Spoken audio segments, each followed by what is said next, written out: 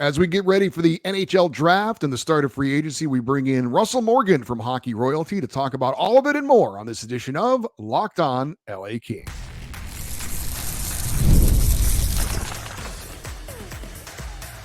You are Locked On Kings, your daily podcast on the Los Angeles Kings, part of the Locked On Podcast Network, your team every day. Hey, Kings fans, welcome to Locked On LA Kings, part of the Locked On Podcast Network, your team every day. Thanks for making Locked On LA Kings your first listen every day. We are free and available wherever you get your podcasts. We'd love you to leave us a positive comment on Apple Podcasts if you like the show. And we're on YouTube. Please like and subscribe if you're enjoying this content. I'm Eddie Garcia, your host of Locked On LA Kings. I've worked in sports media for the past 30 years, 20 plus years at the Fox Sports Radio Network. Also co-host of the Puck Podcast, a weekly NHL review show that's been putting out content for the past 17 years, and a passionate LA Kings fan for over 30 years. Today's episode is brought to you by Gametime. Download the Gametime app, create an account, and use the code LOCKEDONNHL for $20 off your first purchase. Terms apply. Well, it is Wednesday. That means we like to welcome in a friend of the show to talk about what's going on with the LA Kings. And for that, we will bring in a friend who's been with us many times, and that is Russell Morgan. He is from Hockey Royalty. He's a podcast host and covers the LA Kings in a great way. He's always out at the press conferences, always out at practices. He's always on the scene, and we appreciate his work. Hey, Russell, how are you? Eddie, I'm doing good. Always glad to hop on here and talk Kings hockey with you. I'm doing good too, especially as a hockey fan. I was hoping for a Game 7 in the Stanley Cup Final because who doesn't like that? And as a Kings fan, I was hoping for the Oilers to lose, and I got both of them. So in a pretty good mood. But the NHL season has now come to a close and officially, and now it's on to, a busy week for the NHL with the draft and free agency and everything else going on. So it should be fun. Yeah. I mean, perfect cherry on top of a fun NHL season Sunday. I'm just like you. I wanted to see a good playoff series. Didn't really care necessarily who won, but I mean, in the back of my head and my heart, I guess I was still rooting for the Panthers. Shasha Barkov is one of my favorite players, non-Kings players in the NHL. So to see him win and to see the Panthers save themselves from historical embarrassment, that was good to see. So props to them and congrats to them as well. Yeah, and I think being a Kings fan, a little bit of a sucker for teams who have never won it, right? Who have struggled and had tough times, and the non-traditional hockey market, and knowing what it did for the Kings and growing the sport in that area. And it's look at Florida, man. If it's not Tampa Bay, it's the Panthers or Sunshine State's blowing up for hockey. So good to see. Good to grow the game, that kind of thing. Mm-hmm. Absolutely. Well, since we last spoke, we've had a major happening involving the LA Kings. I think as Kings fans, we were all kind of resigned to the fact that Pierre-Luc Dubois was going to be a part of the Kings for the foreseeable future. And then Elliot Friedman sends out a post, and my eyes got this big. And then Pierre LeBrun is saying it's happening. And the next thing you know, Pierre-Luc Dubois is traded to the Washington Capitals, and the Kings didn't retain any salary. They get Darcy Kemper in return to possibly solve things in net. But now we've had some time to have it kind of sink in. Just your thoughts on the whole Pierre-Luc Dubois soap opera era in LA. I mean, when it happened, it certainly wasn't something that many saw coming. And then how it played out wasn't what we wanted. And now it's ended. And I guess we're relieved in a way. But just your thoughts on the whole situation with Pierre-Luc Dubois. Oh, man, Eddie, did anybody see this coming? I did not.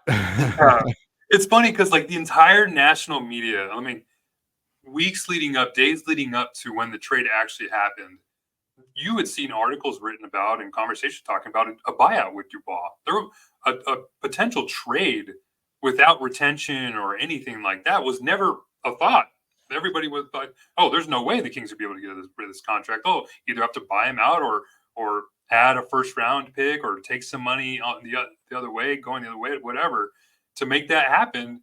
And sure enough, Rob Blake pulled a rabbit out of his hat to get away from this Dubois contract. I mean, I was a big fan of the trade at first. Definitely questioned a lot of his Dubois' utilization in terms of the lineup and deployment and whatnot throughout the entire year. And Rob Blake even mentioned that in the post, trade media availability that he had, that he said that he just didn't do a good job fitting him into the lineup with the Kings. But for the LA to actually get away from that contract, it's truly remarkable, considering all the conversations that were had leading up to when the trade took place. I mean, when I saw Friedman's tweet, I was just like, holy F. Like, what my immediate thought was, okay, what are they tying to the deal so that the other team will take him? That was my immediate thought. Hopefully, same here. Right? It had to be. And once we found out it was a 1-for-1 trade for Darcy Kemper, it was like, oh my God, like Rob Blake actually did this. So, I mean, you don't want to necessarily like gloss over the fact that he gave away a ton of prospects and assets to make the trade happen, right? I mean, Gabe Velarde, Rasmus Kupari, Sean Dursey, Alex Iafallo. You can make the debate whether Iafallo and Kupari were necessarily big losses, but even still, then those are assets that you could have used in other deals here or there. Right. But the fact that he was able to get rid of the contract without retaining money, without tying a first-round pick, that's a huge win. And he kind of, I don't want to say solved the goaltending issue, but he kind of fixed it a little bit, where you bring in a goalie in Darcy Kemper who's won a Stanley Cup, who's been with LA before, so he's got some familiarity with the club and the franchise. And he's just coming off a bad year, where it's kind of the same kind of storyline we heard with Cam Talbot with Ottawa last year, where he was coming off a bad year. All the question marks were in net for LA, and he turned out to be an all-star. So we'll see what happens with Darcy Kemper. It's still a tough pill to swallow with his contract being 3 years at just over $5 million. But the fact that you're able to ship off Dubois and just clean your hands away and wash away all the bad juju that they had from the entire year, and trying to figure out a way to fit that crooked puzzle piece that was Dubois in the lineup going forward and just kind of start anew. Huge win for LA and Rob Blake. Yeah, I was talking to Jesse Cohen last week on our Wednesday show, and just kind of the relief that it's not something that has to be talked about and debated over and scrutinized and agonized over going forward. Now, who knows? Maybe he would have bounced back next season. Maybe he would have had a better year and things would have, I don't know, smoothed over. But just the fact we don't have to worry about it anymore, it does feel like a relief in a sense. I do want to, just to put a bow on it, though, looking back on it, I still wonder, what was the plan with him? Because you mentioned it. Rob Blake said that they didn't put him in the right position to succeed. But how did they not? I mean, I don't know if you've seen the movie Moneyball, but was this a situation where the GM is bringing in these pieces and the manager or coach doesn't want to play him in those situations? Because I know when it happened, and I'm no expert necessarily, but it seemed to me, okay, you're bringing in a guy, you're going to pay him $8.5 million. So he's going to be the second line center, right? Kopitar's the 1C, he's the 2C, and Deneau slides down to the 3C. And it never happened. And I still don't know why it didn't happen. Yeah, that was the big question for everybody, for Rob Blake after the trade took place and whatnot. Because I was like you bring in this player who's been a top line center throughout his entire career, and you play him bottom 6 minutes. I mean, of course, this point production is going to be low. So yeah, it's just to not have that, I guess, headache throughout the entire year going into next season and throughout the entire offseason. It's just huge. And I think this trade more points to the fact that they just really want to get Quinton Byfield back to center ice. From everything they saw from him this past year and the few games, it was only a couple games, maybe even one or two, that we saw Quinton Byfield play center for the Kings this past year. I mean, he looked really good. He looked like a player that can carry a line, something that Dubois wasn't able to do with LA. So if that's the case, that they want to get Byfield, I think that's a huge win. So you're able to get rid of the Dubois and his contract, and you're able to move Quinton Byfield to center ice, and now kind of look ahead to where you're looking at it at free agency. I think that's a big win. Ultimately, obviously, you want Quinton Byfield to be a center. I mean, we've always kind of talked about maybe the succession plan. Ultimately, if you could have the best case scenario was he takes over for Kopitar and Brandt Clark eventually takes over for Drew Doughty, and you have those two kind of key pieces to build around like they've done with Kopitar and Doughty. I've said, though, I would rather have Quinton Byfield have a full season of he did a lot of great things last year, but he did have that slump at the end of the year, kind of tailed off. Maybe there were some health issues as a part of that. I think I'd rather have him for one more year, get those top 6 minutes, then be a third line center and have those kind of minutes reduced and take on that added responsibility. Are you not? I mean, you think that's not a factor? You think he's ready to have that center role and that extra responsibility? I think he's ready. It is asking a lot for the player. Yeah, like you're coming off a year where you play primarily on the wing with everybody, I guess, down the line, and mostly Kopitar and Kempe. So it's definitely asking a lot. Now you're being asked to carry a line on your own as opposed to kind of supporting one when you have a two-way player like Kopitar, one of the best in the game, in the middle. So I think they'll have to do, if they do want to move into center ice, they have to do a great job at trying to find, because it's a Dubois conversation all over again. They have to do a good job at trying to find pieces to play with him on the side. But as I mentioned earlier, I think Byfield has shown that he can carry a line himself a little bit more than what Dubois was able to. So I think he's ready. It's going to be a tough transition for him.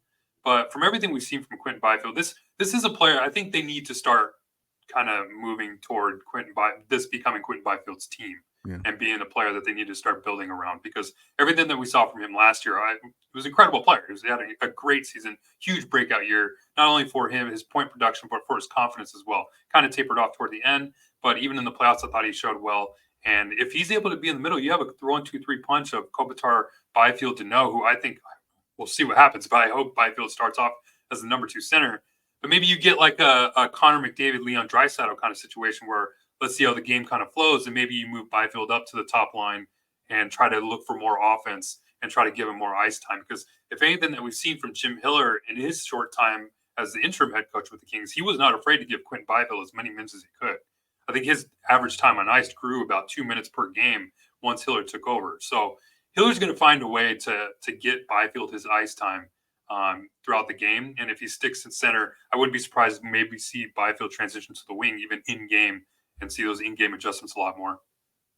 All right, we're going to have more with Russell Morgan from Hockey Royalty. We've got the NHL draft coming up, and the Kings now, because of the Pierre-Luc Dubois move, a little extra money to play with as well. We'll talk about all that and more here on Locked On LA Kings, your team every day.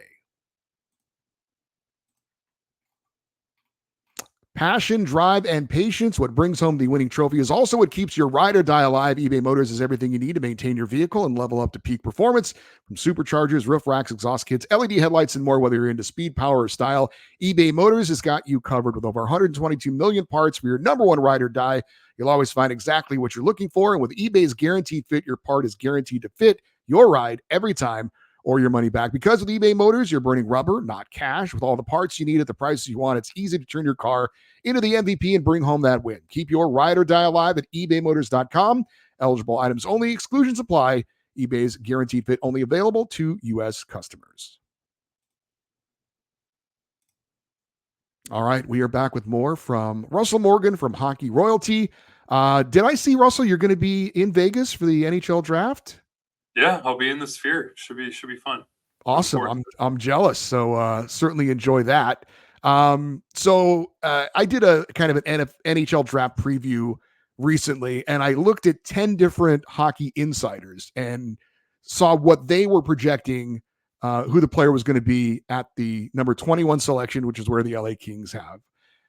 And 10 different people had 10 different players that they picked as the fit for the LA Kings. And I'm not bashing anybody for that, but the NHL draft and all the drafts really, especially like baseball and basketball at this point, there's a randomness to them. You've got a lot of different opinions. And certainly the Kings are no different. Any thoughts though for you as far as any players that have piqued your interest that will be available around that kind of 21st spot, and maybe somebody name or names that you'd like to see the Kings maybe take a shot at? Yeah, I have a couple players in mind, but yeah, like you said, this draft seems like kind of a crapshoot. I guess more because the Kings are picking at 21. In the past, we've gone over like when the Kings were closer. Were obviously the Quinton Byfield year. It was like Quinton Byfield or Tim Stützle, right? And the Brant Clark year, it's like you kind of knew a few players that would be there for LA. But this year, it's just like take your pick. I mean, scouts that I've talked to have said after the 10th pick, like it could be anybody. And another one said that picks 25 to 35 could be any player. It could be the same player. So it's really who knows who really the Kings, I guess, favor. And I kind of go back and forth at 21, because there's always that debate of whether you take the best player available or you draft for a position of need. And for me, I think, I guess not surprisingly, the Kings' biggest position of need right now in the prospect pool is the left side of the defense. I mean, you have Brandt Clark, you have Jordan Spence, young players who can be on the right side of the defense. And then you have obviously your centers and Alex Turcotte, Quentin Byfield, still kind of developing. Alex Turcotte or Akil Thomas is up there. But you don't really have a left shot defenseman besides Jacob Dvorak that they drafted in the second round last year, who I'm still not entirely sold on. We'll see what happens with him in the WHL this year. But I still think there's a strong need there. So I kind of looked at like some of the draft prospects that are going around where the Kings are going to be at 21 to see if there's any left shot defensemen. Not necessarily that I'm prioritizing them, but just kind of see what's there. And there's one player that stuck out to me, and that was Stian Solberg, the Norwegian defenseman, left shot defenseman. I mean, everything you read about him, they say violence, physicality. I mean, these are all traits that we don't really hear much about for some of the Kings prospects and some of the draft picks that they've taken in the last few years. And he was a player that looks like he's going to be a really solid player. I think he could end up being one of the best defensemen coming out of this draft. He's got that physicality to him, but he's also got a lot of confidence to him that I see what I a lot of see in Brandt Clark too. Like I say, that same kind of confidence. So if they're able to grab Solberg, who I think is fast rising, I wouldn't be surprised if he goes top 15. That'd be huge. Another name I'm kind of looking at is Leo Celine Wallenius. He's another left shot defenseman, really smooth skater, can fly up the ice, good transitionally. So that's another big name. People are kind of projecting him to be around 25 to 30. So maybe if he's still there, Kings take a look. And then Jet Luchenko, really solid prospect out of one of the CHL. I forget it was the OHL or whatnot. But if they're looking for some scoring, I think Luchenko would be a name that you can take in mind. But I have to tell you, Solberg is the name. If they draft him in Vegas, I might start jumping up and down. I'd be so excited. So that'll be the big name I'm looking forward to. Yeah, he was one of the names we did talk about. No Norwegian player has ever been drafted in the first round. So we talk about Andrej Kopitar being a Slovenian, right? The first Slovenian taken in the first round. So the Kings aren't shy about like looking in a potentially an unusual place to find a good player. A good player is a good player, right? So, but the man making the moves is Mark Yannetti for the LA Kings, the director of amateur scouting, who's been doing it for a long time. I don't know if he's the longest tenured guy at his job or not, but he's certainly got to be in the discussion. And there's various thoughts about how the Kings have done with drafting players and developing players. But what are your thoughts on Mark Yannetti? Do you like the job he's done, generally speaking? I know there's obviously been situations where they haven't had first round picks because they've traded to bring in established NHL talent to help the roster that way. So he's had to, certainly adjust with those types of things and find maybe some diamonds in the rough later in the round. But what are your thoughts on Mark Yannetti as a Kings fan? Yeah, I think he's done a great job, to be honest with you. I mean, you look at some of the drafts, and I guess more importantly, the first round picks, because like once you get to the third, fourth, fifth round, like player could be anybody. I mean, it's just how they develop him and who they turn out to be. We'll see what happens. But as far as the first round picks, there hasn't really been any reaches or anything that they've really totally missed on. I mean, I guess Alex Turcotte is like the big buzzword that gets thrown around in terms of first round draft picks. But even then, he was considered a top 5 pick at the time. Yeah, so I think the pick was good, but the injuries, right? You can't, nobody can predict that. Yeah, exactly. So, I mean, there hasn't been, it's hard to really find a knock on the way the Kings have drafted. I mean, you can have a discussion around how they developed some of these prospects. I guess you can have that discussion. But as far as actual draft picks, I think they've done a pretty good job. I mean, 4th round, 5th round, they're getting a lot of good talents to Jordan Spence's, Mikey Anderson. I mean, even the 7th round picks with Matt Roy. I mean, look at the returns you're getting out of those later round picks. So I think they've done an outstanding job. And listening to him talk in his latest interview with Jesse Cohen and Zach Dooley on the All the Kings Men podcast, I thought that was an outstanding interview, by the way. Everybody should go back and listen to it. But I love the way that he talked and kind of mentioned how he's going into this draft looking to fill the void that they have in the 2nd and 3rd round, because they only have a 1st round pick. I think the next one is in the 4th round. So I love that mindset. I think that the way that the Kings prospect pool is kind of set up right now, they need to start replenishing pieces a little bit more, as opposed to kind of trying to trade up and try to grab players that they really like. I'd like to see them move back maybe into the later part, even later into the 1st round, and try to grab a 2nd round pick, or maybe even another 3rd round pick, and go from there and try to get more volume or more quantity, as opposed to just trying to find some quality. And after the draft, we've got the official start of free agency coming up on Monday, on July the 1st. Like we mentioned, the Kings now a little bit of extra money to play with. Looking to fill some holes. You talked about on the left side defensively. I'm not sure if the Kings would be looking to make an upgrade there or not in free agency, but certainly a winger. If Victor Arvidsson isn't brought back, looking to bring it forward. And if you're moving Quentin Byfield to center, that's another wing position that you're looking to fill. Is that where you think the Kings are looking to specifically fill some holes from outside the organization in free agency? Yeah, for everyone, and I guess myself included, that's looking for an upgrade on the left side of the defense, I'd be very surprised if that happened. I mean, from everything we've heard from Jim Hiller in the past and Rob Blake, and even outside voices that I've talked to, they're really high on Andreas Englund. Who knows why? I think they could do better there in that spot, but I wouldn't be surprised. I would be very surprised, actually, if he got taken out of the lineup or they made an upgrade there. So I think the 6 defensemen that you're looking at are the 6 that are all signed besides Jordan Spence, who needs a new contract. I'd be surprised if Matt Roy came back at this point, and even Victor Arvidsson up front. So 6 defensemen are already locked in. And then, but yeah, like you mentioned, I think there's a huge void at the winger position.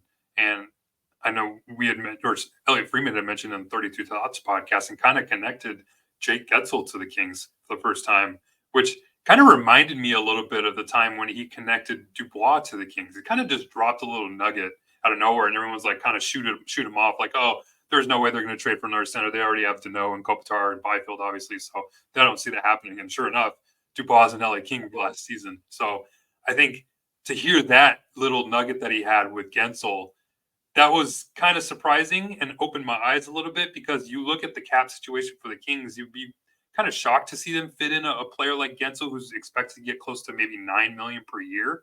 So, but if Rob Blake really wants to make that happen, I could see them squeeze in on a player like that. And if it's not Gensel, maybe they look at somewhere else. I know Tyler Toffoli's name has been mentioned, who I would love to see a reunion with there. To Bertuzzi, and then Max Domi as well. If they're looking maybe to let Blake Lizotte go, you have Max Domi come in as the 4th line center. I think that'd be a solid piece to have down in the bottom 6. You got a little bit of physicality, and you have a player that can move up and down the lineup, play wherever in the lineup as well. So Domi's another name I like. But if Gensel and the Kings are really connected, I mean, it's not so often you're able to sign a 30-goal scorer at 29, 30 years old for long term. And that's a piece I think that would fit really well with Quentin Byfield on the wing as well. So if you can give me a line of Gensel, Byfield, Fiala, that sounds a lot of fun to me. All right, we'll wrap it up. A few more questions and comments with Russell Morgan from Hockey Royalty. We'll do that here next on Locked On LA Kings, your team every day. Hey, Gametime takes the guesswork out of buying tickets. I recently purchased tickets to see my alma mater, Fresno State, play some college football at UCLA at the Rose Bowl with Gametime, and I am a very satisfied customer. The app is easy to use and navigate. Just tap on the listings, sports, music, shows, and they'll list the tickets with the best deals. It's easy to search for tickets for teams and for events. My favorite feature is the panoramic view you get when you see exactly the view you're going to get from your seat when you buy it, and you get the lowest price guaranteed, or Gametime will credit you 110% of the difference. Take the guesswork out of buying tickets with Gametime. Download the Gametime app, create an account, and use the code LOCKEDONNHL for $20 off your first purchase. Terms apply. Again, create an account, redeem the code LOCKEDONNHL for $20 off. Download Gametime today. Last minute tickets, lowest price guaranteed. All right, we're wrapping it up with Russell Morgan of Hockey Royalty. Check out the podcast that he does. Good work over there with those guys. And we talked about Quentin Byfield a little bit. Jordan Spence, I think you mentioned as well, a couple of free agents, restricted free agents the Kings are still looking to sign. Do you think they want to get that business over with before they start looking into the unrestricted free agents on Monday, so they kind of know exactly what they've got to spend going forward? I wouldn't say it. I think it should be the top priority, but especially for a player like Byfield, who, I mean, it could either go either way with a bridge contract to about 2 to 3 years, or even a long-term deal, whether they want to go 7 or 8 and just lock him in. But I feel like that's going to be put on the back burner to free agency. I know, like you had mentioned, you probably want to figure out what that contract's going to be, but I'm sure they've already kind of decided or had an estimate over what it's going to be, and know what they're going to be able to work with come free agency. So, I mean, I'd be surprised if that deal got, I mean, we're only, 4 or 5 days away from actual free agency starting on Monday. So I'd be surprised to see a Quentin Byfield contract come into place before the draft or free agency. But I think that's something that they'd be able to kind of get done later parts of the summer. I mean, they're restricted free agents. It's not necessarily a huge rush.